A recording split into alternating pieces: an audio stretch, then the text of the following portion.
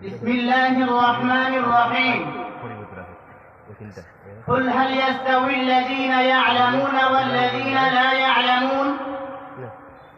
وقال رسول الله صلى الله عليه وسلم: طلب العلم فريضة على كل مسلم، أو كما قال عليه الصلاة والسلام.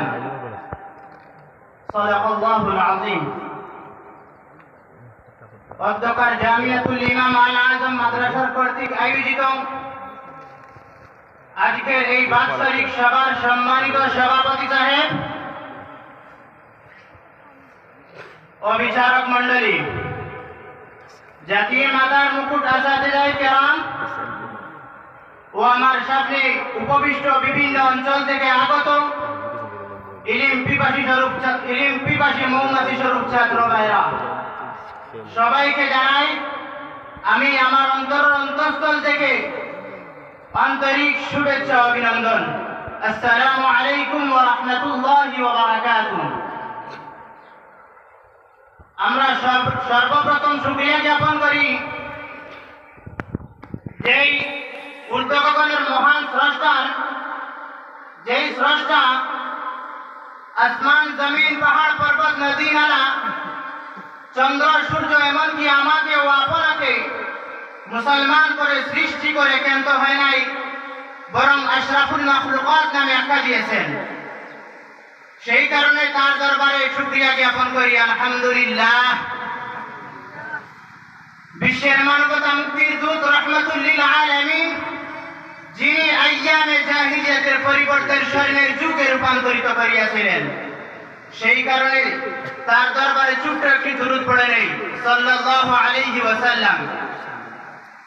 মুহতারাম হাজিরিন, আজ আমাকে এমন একটা বিষয় দেওয়া হয়েছে যে বিষয়টা হলো জাতি ও সমাজের জন্য এতটা প্রয়োজনীয়, যতটা প্রয়োজনীয় আজ একটা মাছের জন্য পানি, যতটা প্রয়োজনীয় আজ একটা দমনের জন্য স্পন্দন, ততটা প্রয়োজনীয় আজ একটা কওমি মাদ্রাসার।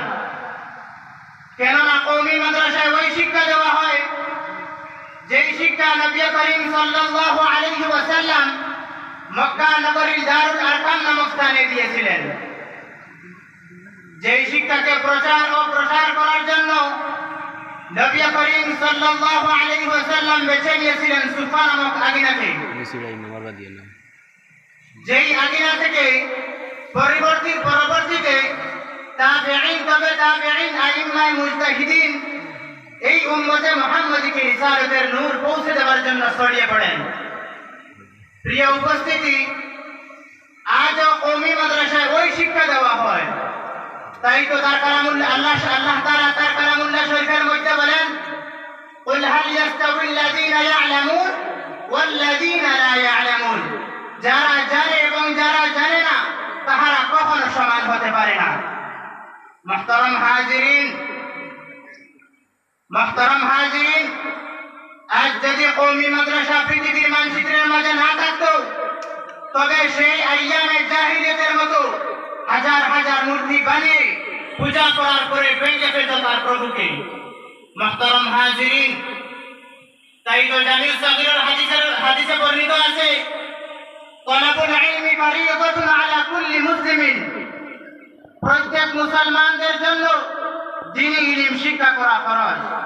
মুহতারাম হাজিরিন, আজ যদি কওমি মাদ্রাসা পৃথিবীর মানচিত্রের মাঝে না থাকতো, তবে হয়তো সমাজকে উপহার দেওয়া যেত হিরোটেটাসের মতো বিজ্ঞানীকে, সমাজকে উপহার দেওয়া যেত জি মার্কিনের মতো ব্যক্তিত্বকে, কিন্তু সমাজকে উপহার দেওয়া যেত না জোর সংস্কারক বিশিষ্ট আলী শাহ আশরাফ আলী থানভী নওয়ারাল্লাহু মারকাদাহুর মতো ব্যক্তিত্বকে।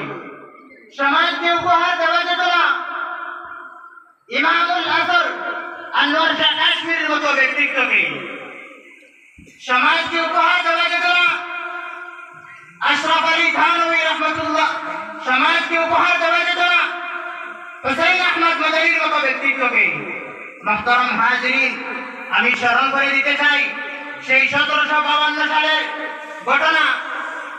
সেই সালে মুসলমানদেরকে তাদেরকে অপহৃতভাবে তাদেরকে জিনজিনার ভিতরে আটক করে রাখা হয়। মুহতারাম হাজিরিন, আজ যদি কওমি মাদ্রাসা পৃথিবীর মানচিত্রের মাঝে না থাকতো, তবে সেই কালো জাহিলিয়াতের মতো মুসলমানদেরকে নিজ মাতৃভূমিতে মাতা এবং স্ত্রীদের ইজ্জত হারিয়ে, মাতা এবং স্ত্রীদের সম্পদ হারিয়ে উলঙ্গ হয়ে রাস্তায় নামতে বাধ্য হতো আজও। মুহতারাম হাজিরিন, সময়ের স্বল্পতায় আমি আমার বক্তৃতা এখানেই দিতে যাচ্ছি। আখিরু দাওয়ানা আলহামদুলিল্লাহি রাব্বিল আলামিন। আসসালামু আলাইকুম ওয়া রাহমাতুল্লাহি ওয়া বারাকাতুহু।